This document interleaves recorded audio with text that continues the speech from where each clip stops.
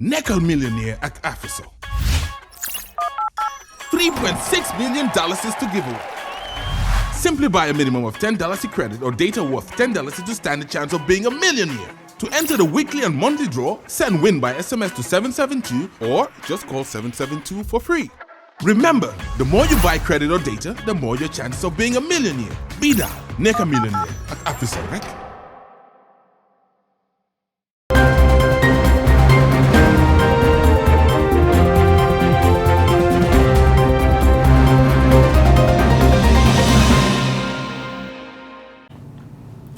Good evening from our studio here in Serekunda. This is Star TV News with me, Momodu Bailabari. In our headlines tonight, Meet the People Store, President Barrow outlines more national development plans. Women fish processors in Gunjur empowered with modern fish smoking oven. 2-week advanced combat leadership training concludes for Gambia Police Intervention Unit.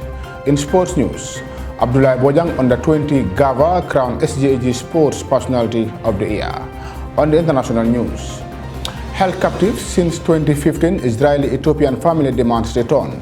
Philippines bomb attack, army launches massive manhunt for assailants. Sri Lanka, Dutch government returns stolen treasures. This and many more coming. Stay with us.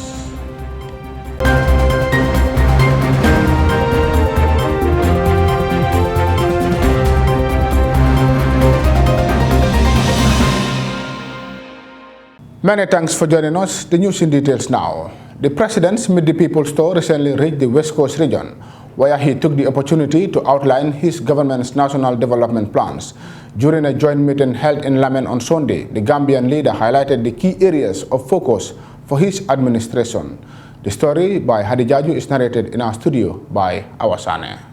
The Sunday tour commenced with a significant event, the laying of a foundation stone for the construction of a hospital in Old Yundu. President Barrow commended the Alcalo for what he described as taking the lead in this vital project, which complements the government's efforts in providing adequate healthcare service to all Gambians. Following this, President Adama Barrow arrived in Lamin to engage with the constituencies of Busumbala and Yundum in the joint meeting. The consultation provided an opportunity for direct interaction between the President and the local authorities of these constituencies. During the meeting, various speakers expressed their support for President Adama Barrow's government and its plans, highlighting the challenges faced by the community and called on the President to address these concerns.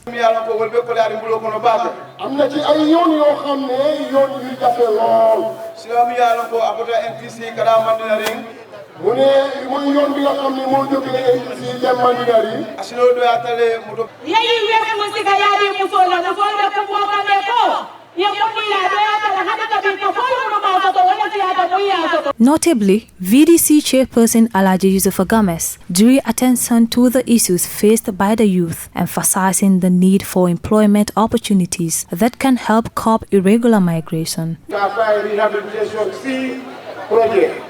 Mune amna kaso bo xamne mu ngi fi ñu ko tudé réhabilitation ci projet we left our launch in January mune dañ ko bëgg launch in January anu be pour ka ni irregular migration kele mune. The Minister of Transport, Works and Infrastructure, Ibrahim Asila, addresses the gathering on the government's road project, revealed plans to expose and construct more roads, specifically in the Greater Banjul area to promote sustainable development.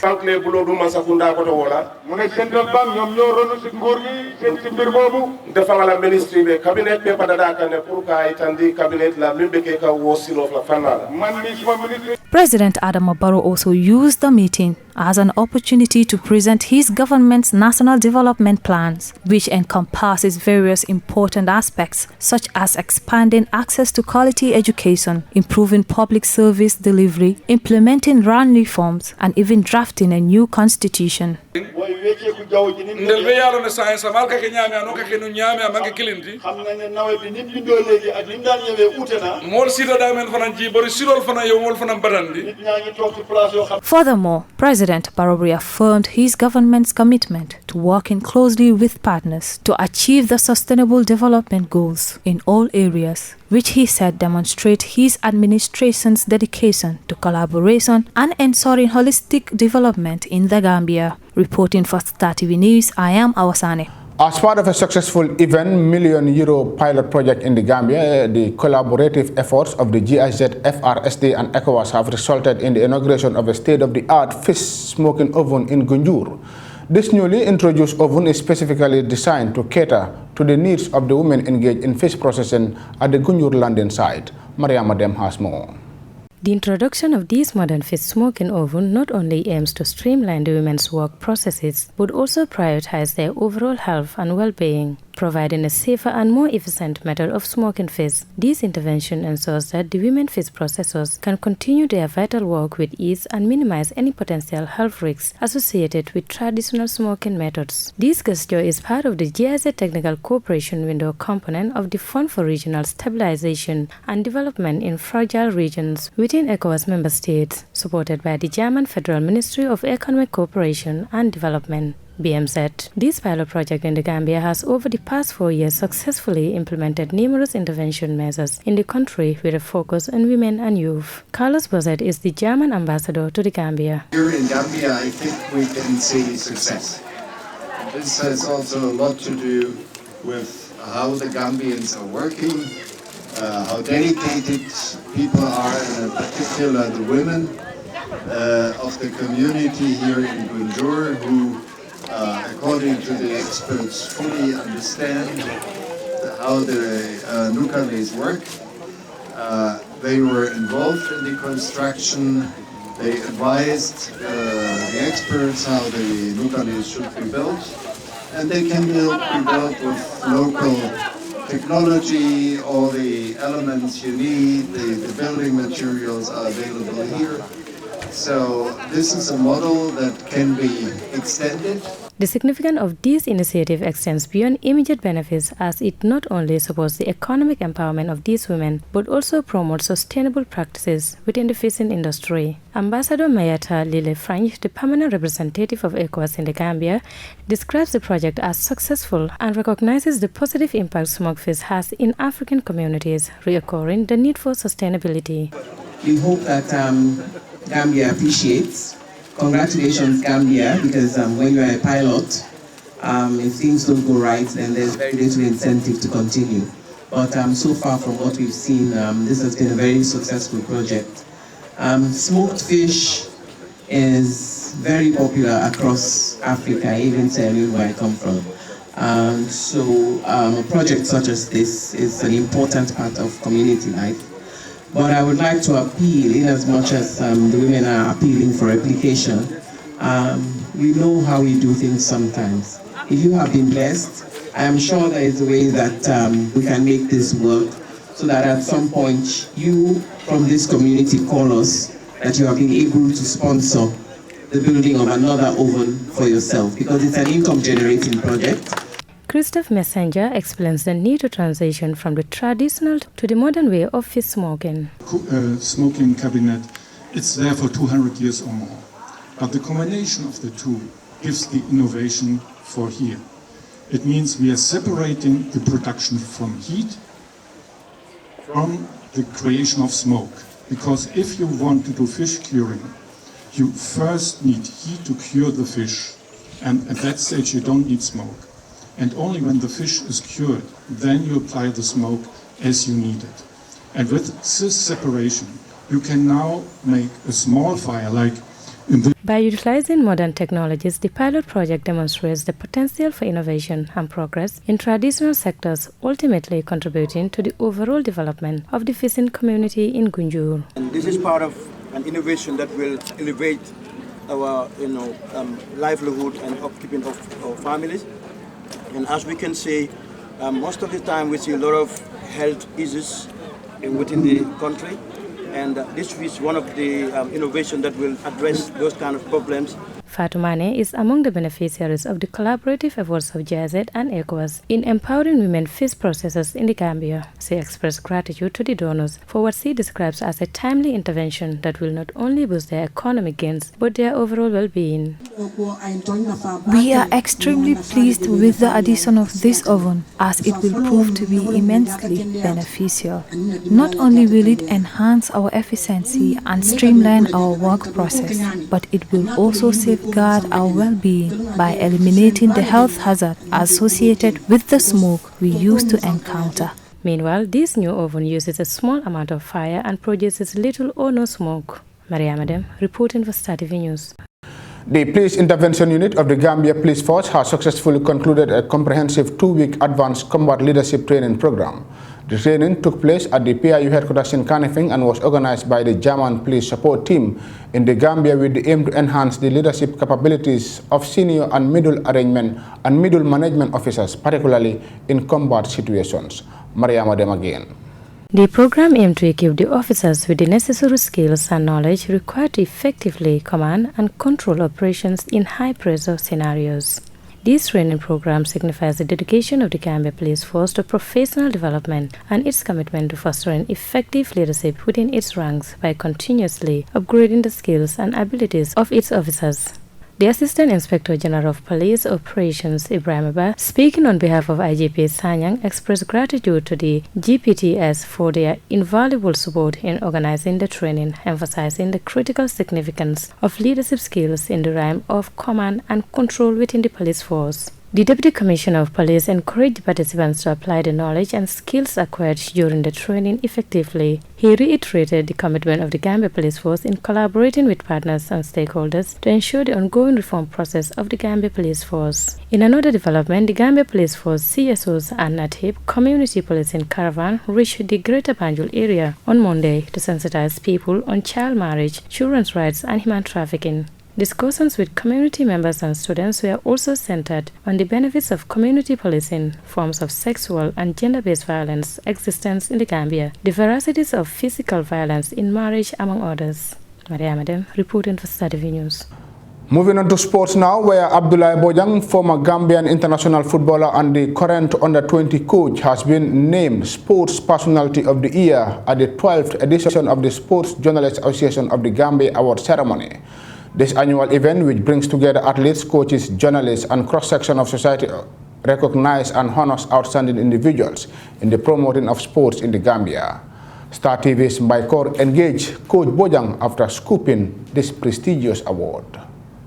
Today, we are having Coach Abdoulaye Bojang, who is the present coach of the Gambia Under-20, whom we've seen make a very significant performance in the African Cup of Nations and proceed to the World Cup, where they produce talents like Alhaji and Adama Bojang, who is the darling fans of most of the Gambians. As every national category have a darling fan. This year's Under-20 national category, the darling fan is Adama Bojang. We are here in Bakau to have an exclusive interview, as I said, with Coach Abdoulaye Bojang, in respect of the award that he won from the Sport Journalists Association 12th Edition Night Award, which is the Sports Personality of the Year. Under Bojang's leadership, the Gambia Under-20 team achieved remarkable success in various regional and international tournaments, becoming a force to be reckoned with and capturing the attention of football enthusiasts, not just in the Gambia, but across the globe. Bojang's impact on the team was undeniable, and their performance began to improve significantly. He installed a sense of discipline, determination, and sportsmanship in his young players, and his guidance and mentorship proved invaluable. In an interview with this medium, Coach Bojang alluded that the award came to him as a surprise and was based on hard work and achievement. All based on hard work and the achievement. It really came as a surprise to me. I was thinking of winning the Coach of the Year and things like that. But when it was announced, it was a surprise to me. But nonetheless, anybody who sees the post on social media, I mean, they always emphasize you deserve it. Because I can think the whole of my life is in football. I've been in football for quite a long time without achieving anything. No, I never look back. I keep working hard. I've done a lot with youths and elite footballers. Try to help players to make a better living out of football, change their lives as well. He also lamented some of the challenges he faced and how he overcome those hiccups. Developing young talent is demanding and needs knowledge and confidence to better a player at the grassroots level. Coach Bojang outlined that developing young talents is his strength. Well, I think that is my strength because I've been working with youth from 2002. By then I was even playing football. We had an academy, so we used to train them. So as I said, we need to know exactly what is important at youth football. It's not about winning. So development is key. If you are able to develop the players to the level that you wanted, then at the end of the day, they would be able to win their games. But if the development is there, you focus only on winning, you play just to win. So those were things that we have been doing, as I said, since 2002. I've worked with academies, I've worked with zonal teams, I've worked with divisional teams. Do go out and support some of these league teams, first, second, and third division teams. So to me, it's very key. The under-20 GAFA also revealed plans and aspirations for the future. Well, as a coach, as I said, we want to win major competitions. To me, what I always tell these kids that I think we should be part of people who should change Gambian football. We should move it to another level. This is always what the belief I have. Well, the most challenging was where the previous coach set the bar. They were champions of WAFU. They qualified to the World Cup. So when I took over, I know anything below that, it's a failure. So it was very challenging. So coming together, this is what we are always telling the players. Whenever we're playing against, for example, we're playing against a team that the previous under-20 played, we look at the records. If you have a good record over them, we try to maintain it. If we didn't have a good record over them, we try to have a good record over them. So those were the things that we were looking up to. His exceptional leadership, knowledge and passion have not only transformed the lives of countless athletes, but also brought immense pride and glory to our nation. Coach Bojang's award is a well-deserved recognition and eagerly anticipate his future endeavor that will undoubtedly continue to shape the sporting landscape. Reporting for Star TV News, I am Baikor. Congratulations to Coach Abdullah Bojang there. That story ending there by Baikor will take us to the commercial break. When we come back, we look at news outside the Gambia. Send money to Gambia for free! You can now send money via MoneyGram to AfriMoney in Gambia anytime, anywhere. Simply go on to MoneyGram.com or the app and select Pay through AfriMoney to send. Make sure the receiver is registered on AfriMoney in Gambia or get them to dial *777# to register. Instantly, the money comes into their AfriMoney wallet. No hassle, no wait times, complete ease. Cash out at any AfriMoney agent or AfriCell outlets. Free cash out, no sending fees. Do you enjoy spending time online with your friends on social media? If so, then AfriCell has the best offer for you. Activate the social media bundle for $10 is only and enjoy 40 megabytes valid for 24 hours. WhatsApp, Instagram, Snapchat, Facebook, Twitter, and Viber all for $10 is only. Dial 120# and press 3 to activate the social media bundle. No need to subscribe every day. It will automatically roll over for your enjoyment. AfriCell Social Media Bundle. Let us socialize. Welcome back. If you are just tuning in, this is Star TV News from our studio here in Churchilltown, and now we take a look at news outside the Gambia. While families of the Israeli captured on October 7 pressed the government to ensure the return of their loved ones, two other families have been doing the same for much longer. Their relatives are from the Ethiopian-Israeli community. The other, an Arab Bedouin, are believed to have been captured by Hamas in 2015. They say the Israeli government should not forget about them in any future prisoner exchange deal with Hamas.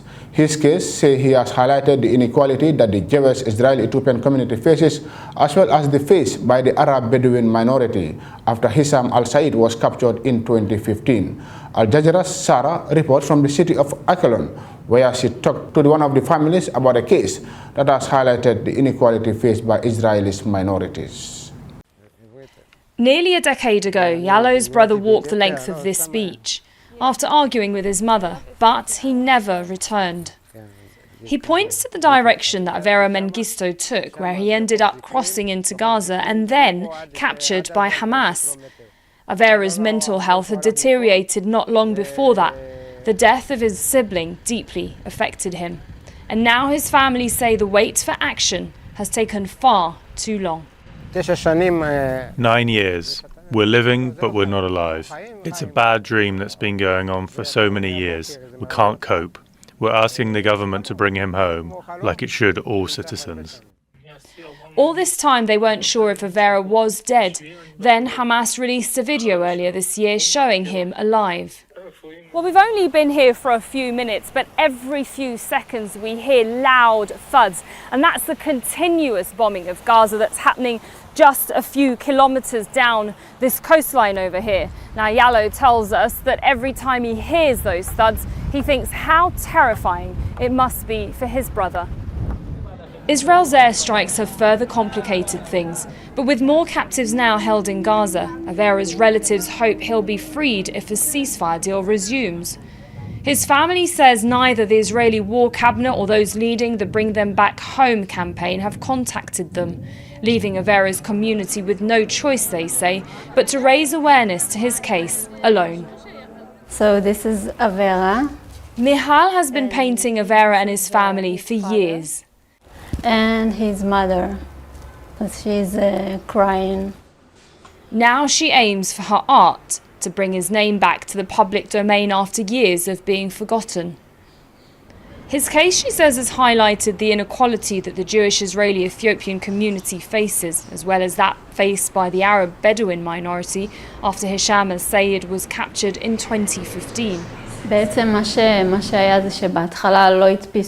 first, his pictures and Hisham's were not present in the square.